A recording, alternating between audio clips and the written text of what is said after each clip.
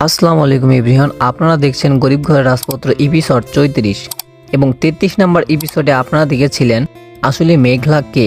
মেঘলা কি আসলে শাইলা গ্রুপ ইন্ডাস্ট্রিজের মালিক নাকি সে অন্য কেউ? রাতুল যখন প্রমাণ সহ ম্যানেজারকে দেখালেন মেঘলা আসল শাইলা নয়, কথাটি শুনে মেঘলা খুব শোকাহত এবং অনেক কান্নাকাটি করেছে।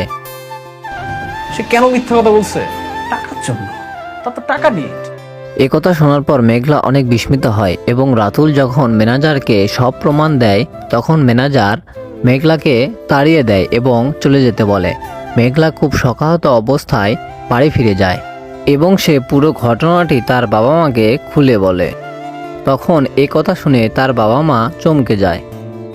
পরবর্তীতে অনেক শাইলা গ্রুপ ইন্ডাস্ট্রিজে আসে, কিন্তু নতুন জনকে দেখে অনেক চমকে যায়, কারণ এখানে মেঘলার থাকার কথা ছিল, সেখানে আজ মেঘলা নেই এবং কিছুক্ষণের ভিতরে সেখানে রাতুল এবং তার বাবার আগমন ঘটে। তাদেরকে দেখে অনেক খুব চমকে যায়, কারণ রাতুল এবং তার বাবা সবাই মেঘলার বিরুদ্ধে ষড়যন্ত্র তৈরি করে মেঘলাকে শাইলা গ্রুপ ইন্ডাস্ট্রিজ থেকে বের করে দিয়েছে এবং এখানে নকল একজনকে বসিয়ে রেখেছে। রাতুল অনেককে বলে মেঘলা যেভাবে তাদেরকে বাসা থেকে ঘাড় ধাক্কা দিয়ে বের করে দিয়েছিল, ঠিক সেভাবেই রাতুল মেঘনাকেও এখান থেকে বের করে দিয়েছে।